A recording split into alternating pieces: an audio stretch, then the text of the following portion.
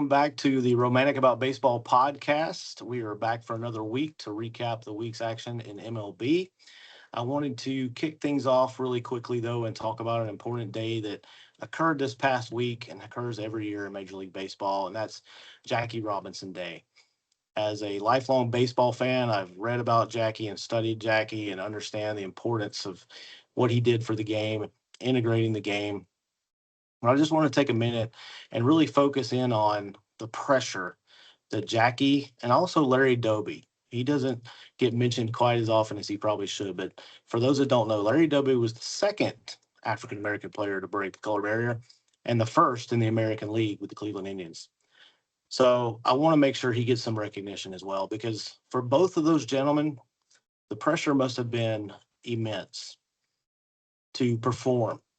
And can you imagine had both or either of them found out when they got to the majors they couldn't hit major league pitching, or maybe they couldn't keep up with the speed of the game, whatever it might be. And Jackie ended up hitting 150. The pressure that was on those two gentlemen to perform in the major leagues must have been immense. And for them to not only perform, but perform at a high level, a Hall of Fame level, and Jackie to become one of the most beloved figures in baseball history, not only because he broke the color barrier, but because he was one of the greatest baseball players we've ever seen. The pressure there, I can't imagine and would never imagine. But it's not just Jackie and Larry. It's every African-American player who came after them. Think about the pressure that was on Hank Aaron as he chased the unbreakable record of Babe Ruth and the racism that he faced as he did that. Willie Mays, all of those players, as great as they were, not only did they play baseball at an incredible Hall of Fame, all-time great level, but they put up with more than any of us will ever have to. We never should have had to have Jackie Robinson Day, but thank goodness we remember it every single year. And now that the major leagues are also recognizing the Negro Leagues, it's an important part of making sure that those gentlemen who were denied a chance to play the game at the major league level get recognition. It's not about whether their stats should count. It's not about whether the competition was equal, less, or greater. It's about recognizing the fact that it wasn't their fault that they didn't get to play in the major leagues until Jackie came along and broke the color barrier. So I'll leave you with that. Think about Jackie, think about Larry Doby, and then think about all the African-American players after that. And even today, sometimes I don't feel like they're treated the same today. Is an African-American player treated the same when he pimps a home run as a white player is? Or a Latin American player? I'm not sure. Ask yourself that. That's all I got to say as far as that's concerned, but I hope you guys enjoyed Jackie Robinson Day, watching the players honor that player. Also, go study a little bit about Larry Doby. Get caught up on Larry. He deserves a little recognition as well. He does, Jason. Let's just for 1 second recognize that Jackie hit 311 for his career, 1,518 hits in that shortened career, right? So he didn't get that full career, right, maybe that other players after him had. Think about guys like Roberto Clemente, who played at the level he played because Jackie played and did get to 3,000 hits, and all of those other really great numbers that guys like him put up. 137 home runs, Rookie of the Year award, MVP. He was MVP in 1949. And I didn't know this until I started doing a little bit of background. I knew that he'd won the World Series championship with the Dodgers. The only championship they won in Brooklyn was with Jackie Robinson in the peak of his, what would be considered the peak of his career at the major league level.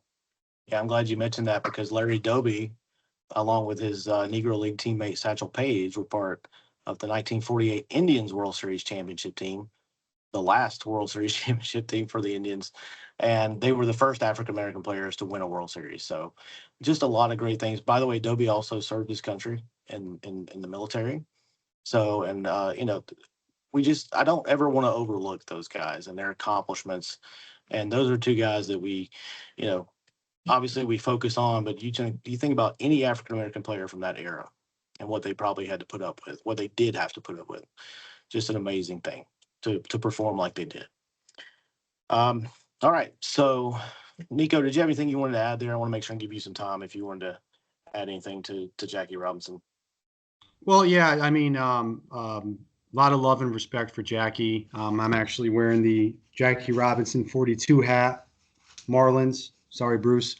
But yeah, no, nothing but love and respect for Jackie and what he went through. It's something that we should all take a second and realize that, it shouldn't have happened. It was a stain of our history. But the least we can do is honor him, with recognizing his number 42. And, all of us are going to wear 42 for one day like they do in the MLB, which is great. And we need to continue to shed light on that. And nothing but love and admiration for the man and many others, like you said. So love Jackie, and, we'll always continue to support him going forward. Absolutely. Absolutely. Thank you, guys. Okay, we're going to move into our regular format of recapping the week that was in Major League Baseball, and we're going to kick it off. And by the way, I neglected to introduce my regular battery mates here, Bruce and Nico. And Nico's going to kick us off with the American League and go through some info about the junior circuit. So, Nico, the floor is yours, sir. All righty, guys. Well, hey, good to be with you here on April 20th. Continuing to enjoy some April baseball, right? All the storylines that come. I wanted to start out with real quick. Liam Hendricks of the Boston Red Sox made his way to the mound today after, I believe it was 861 days after his battle with cancer. So shout out to Liam Hendricks for the Boston Red Sox. He's been around a while. He made his appearance today after his bout with cancer. So again, how can you not be romantic about baseball, with that story there? So shout out to Hendricks, making his way back to the mound today. With that being said, I'd like to start out with the Yankees. As we talk a lot of Yanks here on the RAB podcast, but we're gonna give them their flowers today. They continue to find ways to win. They're sitting here in first place. That they, along with Texas, have the two best records in the American League, and Detroit. Not sure. I mean, they're pretty much all bunched up between 13 and 14 wins. But yeah, the Yankees continue to find a way. With all those injuries that were mounting to the preseason with Cole and Heel, and obviously the huge loss of Juan Soto, they continue to win. I think we need to continue to acknowledge the greatness of Aaron Judge. I mean, his consistency, his leadership, his sheer power make him one of the all-time greats of baseball. I mean, we're watching something special, and we really, unfortunately, I think we take Aaron Judge for granted at times because of those playoff performances. Most people seem to think Aaron Judge, well, he can't do it in the playoffs, so he doesn't get the appreciation that he does. But we really got to put him up there. He's one of the all-time greats. And I tell you, the East still feels like it's the Yankees to lose, until it's not. They're playing right now, with the grit, and they still have a great deal of depth. Max Fried got his fourth win today. So he's been as advertised. He's been great. Hopefully he can stay healthy for them. That's going to pay a big dividend. Devin Williams in the pen is struggling a bit right now. Like we start, as soon as you put those pinstripes on, going from Milwaukee to New York, it's a big difference. And we've seen it in the past with Sonny Gray and other guys that came to New York, even at the Mets. Not everyone can perform in New York. So as of right now, he's kind of that guy in the bullpen that they can't really count on, believe it or not, even though he's had such a dominant career. But yeah, for me, it's the Yankees division until it's not. Until they show us that they're not the team in the East, I'm going to continue to believe in them, and I'm going to give Aaron Boone his credit. I think he's doing a terrific job at the helm for them. Those guys play hard for him. So I'm still all in on the Yankees until it's not. And I wanted to look at Baltimore and those pitching troubles. Right, they lost today. That football score, right, 24-2. I mean, that's terrible. That's being on the wrong side of history right there.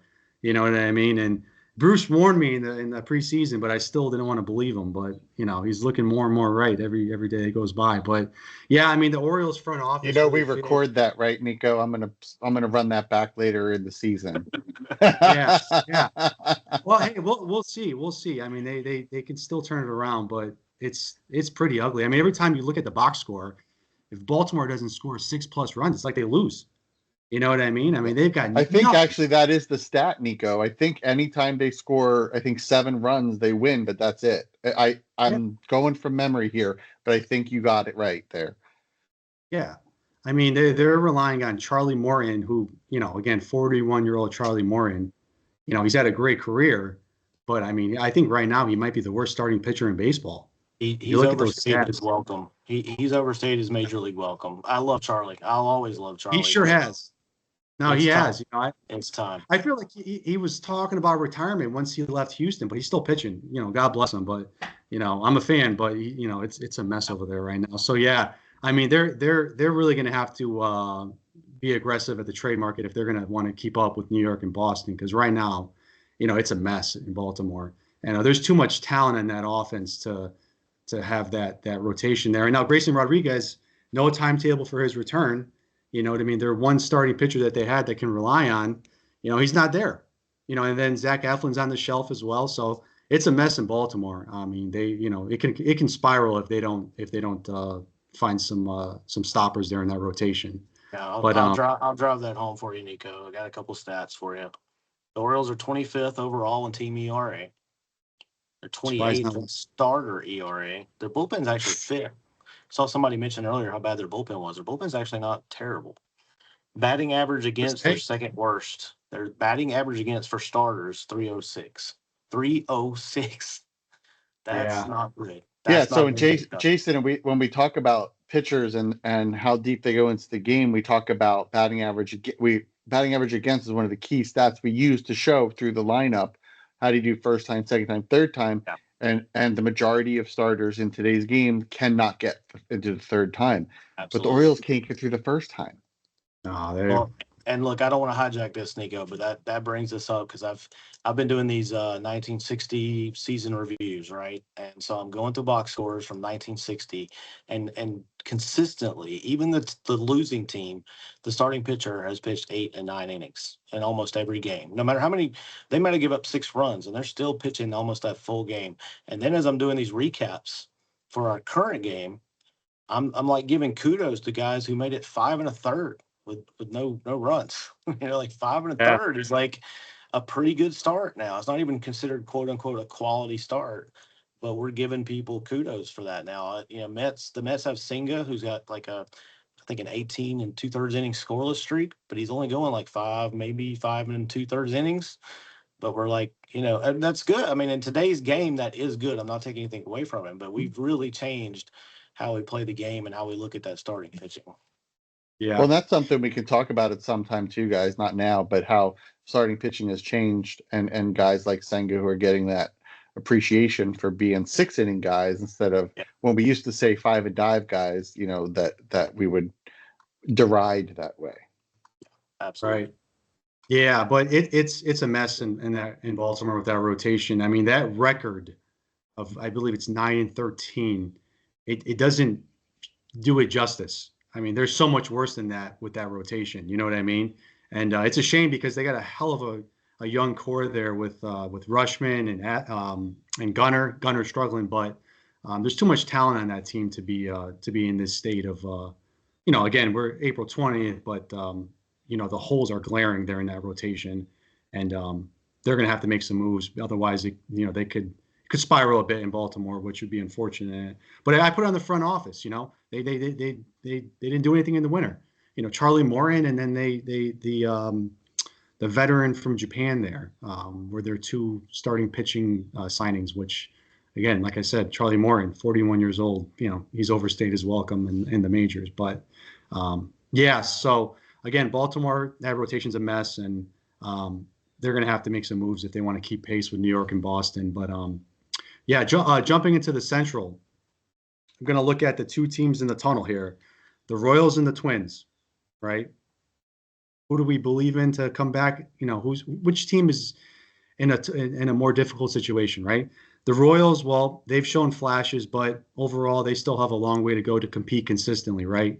They got some nice young pieces there, but they're still showing they're kind of in a rebuild phase. I know they made the playoffs last year, but again, they're still showing they still have a ways to go.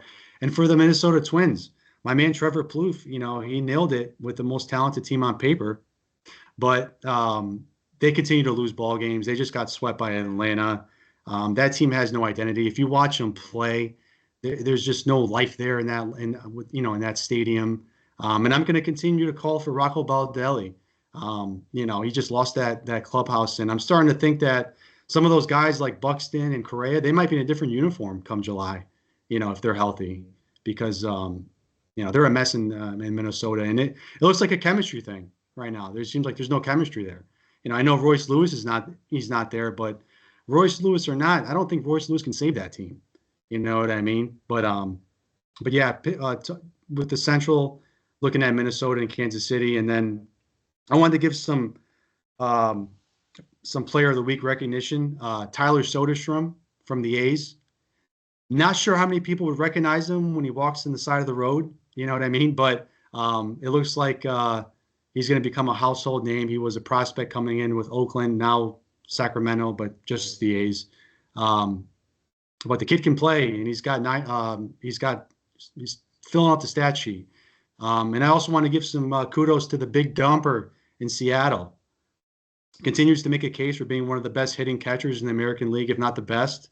And he's carrying that Mariners offense right now. They're back over 500 and, playing with some momentum now in Seattle.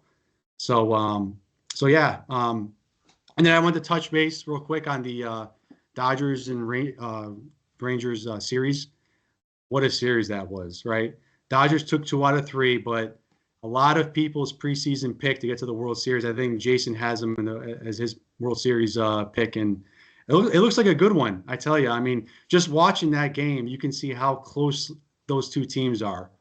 Just stars on both sides, and I just wanted to touch on that. And I think Texas is starting to separate as maybe the class of the AL, a bit. I don't want to, put a shadow on the Yankees, but I know that. We're really high on Texas coming into the season with that rotation. Jacob deGrom, he looks like old Jacob deGrom again. So yeah, I mean, I wanted to touch on that series and say, they could be a World Series preview. And I think that Texas is starting to separate itself a bit. They might be the class of the AL. Look out for those Mariners, though, Nico. That's a big series win this weekend. They hit the ball around a little bit. I'll throw in a couple things back to the Royals and Twins. So both of those teams are 3-10 on the road. So neither one of them are getting it done. That might be before the loss today by the Twins in Atlanta. Here's where I guess Royals fans may have a little more optimism. The Royals are 4-12 right now against teams 500 or better. So they've played more of those games. The Twins are 4-5. So the Royals record reflects having played a little bit better team so far. I think the Royals are doing what I thought the Tigers would do, and the Tigers are doing what I thought the Royals would do. I thought the Tigers would take a step back and the Royals would advance, but right now that's flipped. So good for the Tigers. They've got the starting pitching going. Casey Mize is looking pretty good for the Tigers, by the way, coming out of nowhere. Not nowhere, but he was a highly touted prospect, battled some injuries.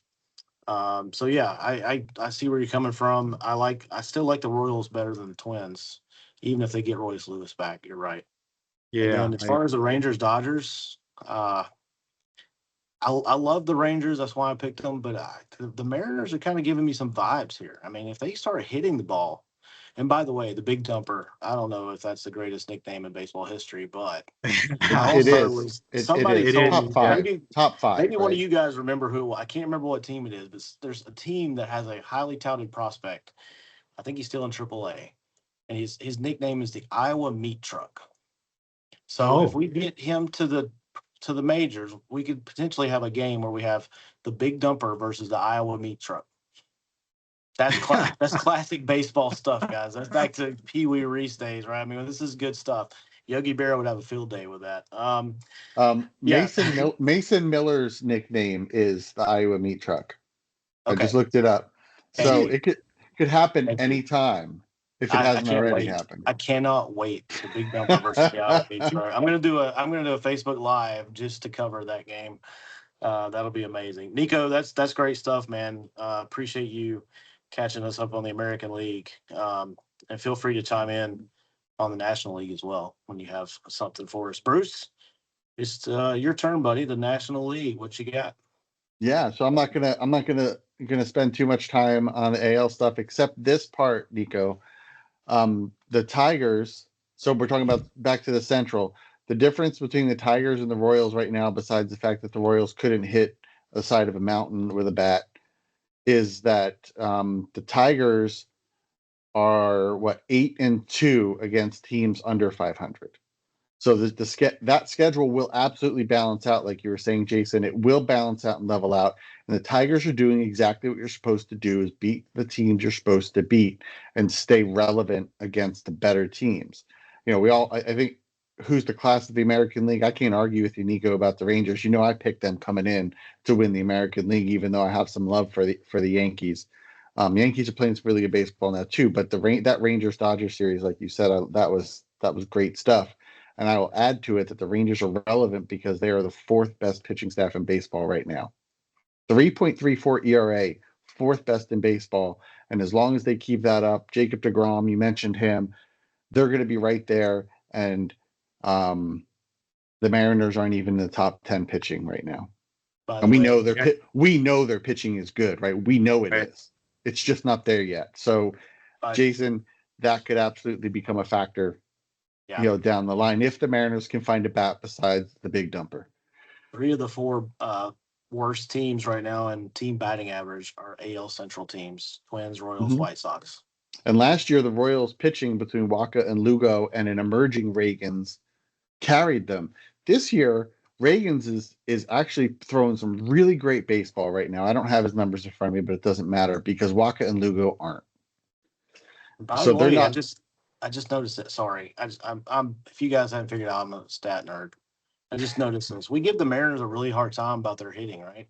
And they are 24th. They're batting .222. We're giving a lot of praise to the San Francisco Giants. They're 21st at .224.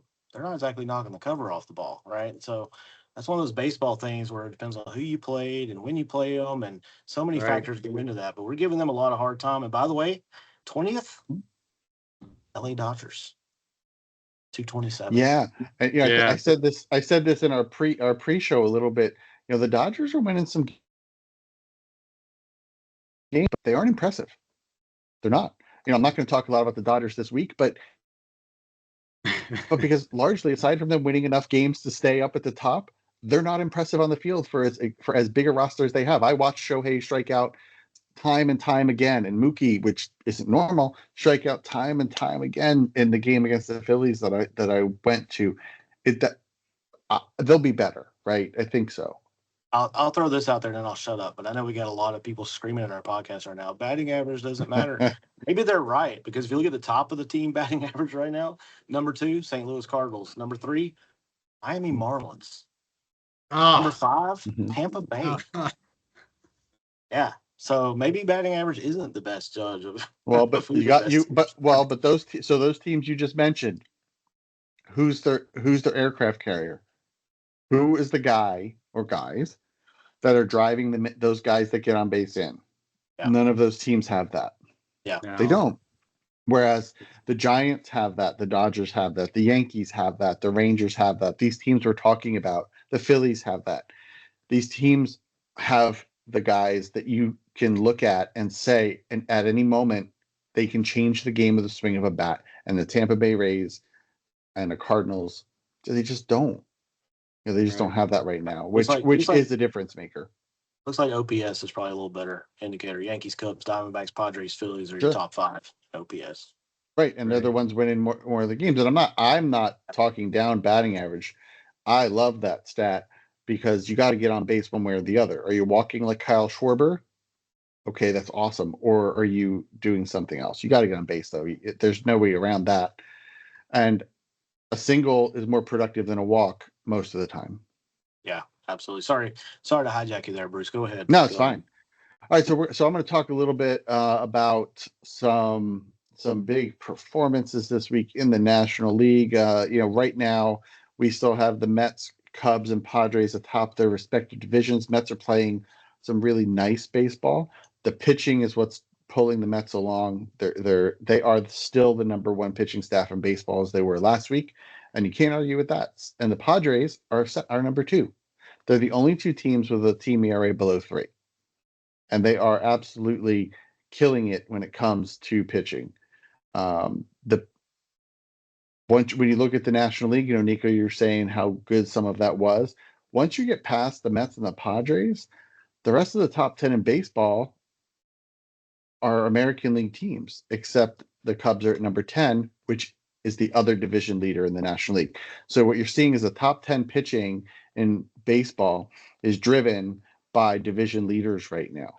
And that is something that we should keep an eye on. OPS is wonderful, but good pitching generally beats good hitting over the long haul. I think that's a tried and true thing we can say. I do very much like what I'm seeing in Chicago with the Cubs. They had a great week, highlighted by that 16-0 shutout of the Dodgers, which was a little more than a week ago. But you can't just throw out the idea that their offense has started to come around. They're scoring runs. The pitching is pretty good out there, and I'll start to say that I might believe more in the Cubs today than I did at the beginning of the year. Although the team I picked to win the Central, the Reds, are playing decent baseball as well. And since I started the conversation, or the topic of the Cincinnati Reds, I always like to look at which Cruz is better, Ellie or O'Neill. Well, I don't know. To me, they have a lot of the same tools. They bring they both bring a level of excitement to the diamond when they're out there to watch them play. They both have these cannons on their shoulders for arms that I feel like they could throw from the upper deck of one corner of the stadium to the other upper deck of the other corner, and it would just hit the seat they threw it at. These guys are just so much fun to watch. Unfortunately, their offensive production isn't maybe what we would hope it would be. They're certainly not lighting it up offensively. I would really like to see them both become a little bit more productive to make things a little bit more exciting for everybody. You're looking at guys with almost no wins above replacement when you compare them to other players in the league. And OPS, get though, the anti-war folks fired up. Be careful. Hey, I have to get them fired up because the bottom line is O'Neill Cruz is a negative 0.1. But you look at the numbers, he's the better player than Ellie De La Cruz right now. You got O'Neill Cruz sitting with an 863 OPS. You can't be mad at an 863 OPS, even though the guy's hitting 234, right? 5 home runs. So I want to talk about the Cruzes because Ellie had a decent week, don't get me wrong. But O'Neill Cruz had 2 games this week in a row that he led off with a home run. So that's a pretty rare feat. I didn't look up how rare it is, but that's definitely an interesting little tidbit of a stat. 2 games in a row lead off home run. And then the next day, I think the next game, then he hit another home run. It wasn't a leadoff home run, but so maybe O'Neill's getting hot. And Ellie had a really great game day in that 20-win trolloping of the Orioles as well. So I would love to see those two really, really light it up and get on fire. And the other piece that I would like to talk about from performance-wise, because I talked about it a couple of weeks ago, is Dylan Cruz is actually starting to heat up a little bit over there in Washington. He went 3 for 5, 2 home runs, 4 RBIs, and a pretty good win for the Nationals over the Rockies. I mean, okay, fine, it's the Rockies, but still, it'd be great to see Cruz really start to do the things that people said he was going to do. I'd love to see that kid really turn it on. Carson Kelly over in Chicago, he beat up on the Diamondbacks the other day as well. Again, with these big these aren't blowout wins, but they're high scoring games. You got 12-11, 13-11, the 20-2. Is that the Orioles game today? I think there are lots of 24-2. 24-2. Yeah. I must have cut out before the last Grand Slam or something. They booted a 50-yarder right at the end. They booted a 50-yarder, right? But these are exciting players. Carson Kelly I really look for him to be a name that we are continually going to be talking about as a difference maker over in Chicago, as Chicago continues to be the team in the NL Central that is showing, hey, listen, we're actually not that bad. So that is something that is exciting. And I'm going to give a little bit of love to my hometown team, Trey Turner of the Phillies, in an 11-10 win over the Marlins. Went 4 for 5, 2 RBIs, scored twice, and stole a base. And then today, he threw in some really great base running against the Marlins, even though the Phillies blew today's game in a really, really disappointing fashion. If anyone who watched it, I'm very sorry you had to sit through that, because I was there and it was painful to be there. But on the pitching side, since we're talking about Phillies, this is a really nifty little stat. So we know Zach Wheeler's pretty good, right? He's a pretty good guy. He struck out 13 in the victory over the Marlins a little earlier in the week, but he and Christopher Sanchez combined for the first double-digit strikeout combination since Roy Halladay and Cliff Lee did it in 2011 for the Phillies. So they did it. So Sanchez had 12, then Wheeler went 13. That's a fun little stat that I thought was worth mentioning, since he had one of the better pitching performances of the week. I have talked about this guy before. I love this guy. I can't wait to see him grow and become one of the better pitchers, maybe on a better team. Mackenzie Gore dominated the Rockies. Again, I know it's the Rockies, but still, 13 strikeouts over 6. He did allow 2 runs, but it was a very, very convincing performance by Mackenzie Gore. I love watching this kid pitch. And then I'm going to sidestep over and give a little bit of love to my New York Mets fans with my favorite pitcher on the Mets, Kodai Senga. 7 shutout innings against the Cardinals, 3-hitter, striking out 9. So that's a pretty good performance for Senga and the Mets. Someone I'm not mentioning today is Hunter Green's performance against the Pirates, only because it wasn't actually against Skeens. I would love to see Hunter Green and Skeens go at it somewhere not in Pittsburgh, somewhere where people will actually show up to the game, in spite of the fact that they did show up for Skeens night yesterday and watched him put in a nice performance. 37,000 Pirates fans watch him lose, what was it, 3-0, I think. And that's pretty darn disappointing to watch that happen, unfortunately. So those are my performance highlights of the week for the National League. I do want to talk for a minute again about that Giants-Phillies series. I mentioned it last week as a series to look forward to this week in the National League, and it didn't disappoint. They split 2-2. Giants winning both their games with double-digit offense, 10 and 11 runs in those 2 games, and the Phillies winning the closer games, 6-4 both, in those contests, highlighted by great starting pitching and mediocre bullpen performances from the Phillies. That's going to be their Patronus, is that bullpen is just not consistent. Watched it happen today. Watched it happen the other day, where the bullpen comes in and just can't hold the deficit or can't hold the lead, outside of guys named maybe Jose Alvarado and Matt Strahm. I know when Nicolas Cage comes in the game, we're in good hands, but just about anybody else has a lot of problems for the folks in Philadelphia. And maybe at some point we'll talk a little bit about Aaron Nola. I don't feel like I can talk about it right now. It's a really, really deep emotional problem that I have watching a Nola pitch at this point. I love that guy so much, and he's breaking my heart, man. So I'm not gonna talk about it this week. Maybe next week we'll see it. We'll talk about Aaron Nola. But a really, really great series, highlighted in part by the Giants bullpen, which put together 1.8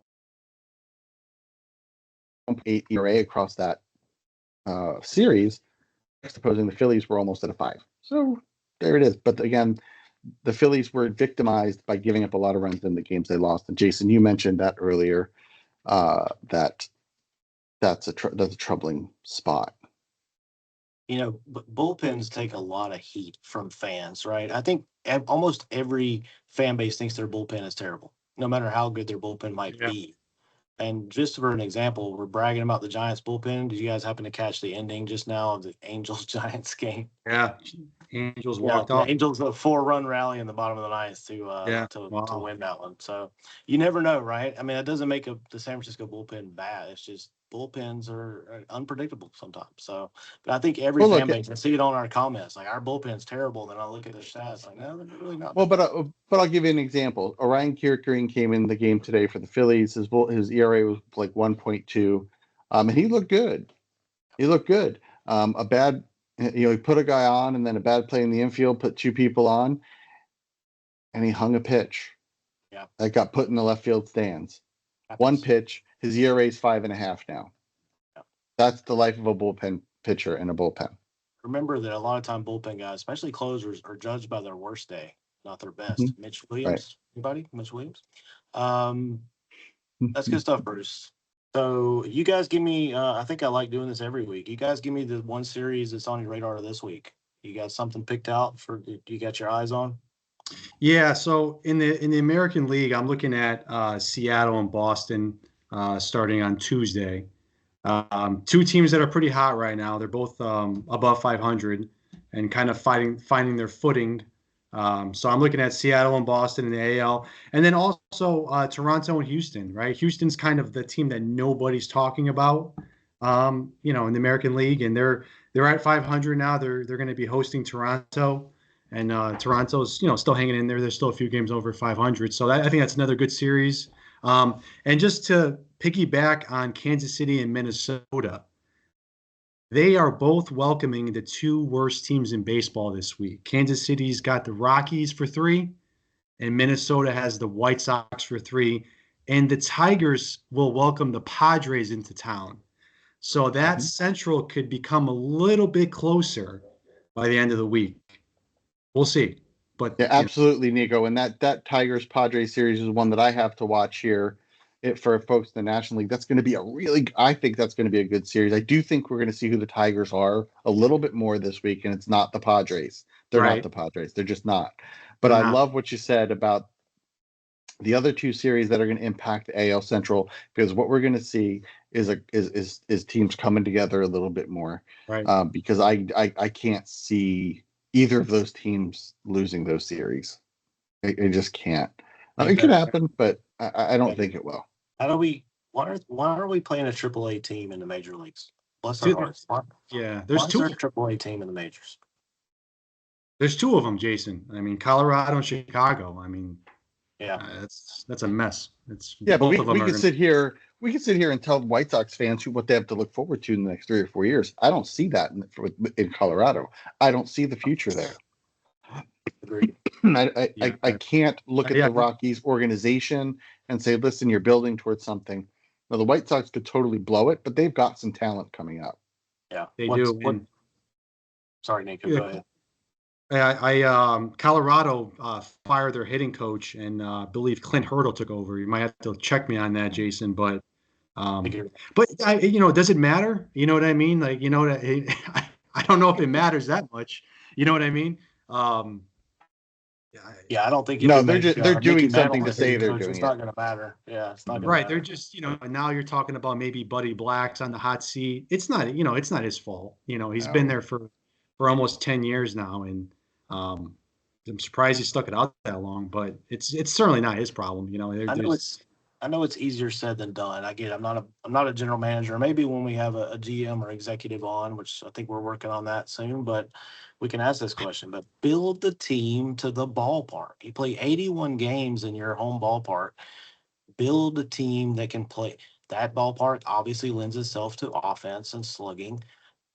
Draft players that can do that and score runs. You're going to have problems pitching. You're going to have to figure that out. But if you got to win games 12-10, you got to win games 12-10. And that's what the Rockies used to have when they had the Dante Bichette's and Andre Galarragas and Todd Hilton's and Larry Walker's. That's how they won games back then. Benny Castillas, that's how they did it. So get back to that. That's the only way you're going to win in Colorado. You're going to have to slug. You have to outslug.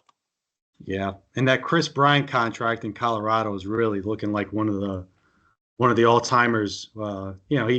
He He's been hurt, but it's just been a bad fit over there. Kind of like Rendon Yeah, it's not quite Rendon, but it's not. It's not Rendon. Right? Nothing's Rendon. You know what I mean? Yeah. But, it's his own category. Yeah, definitely. He hasn't played.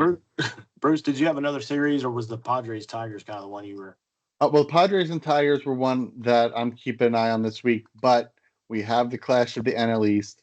The Mets and the Phillies are playing early this week. The only caveat I'll give to that is I'll say it. I said I wasn't going to complain or get emotional, but game one is Aaron Nola against Tyler McGill.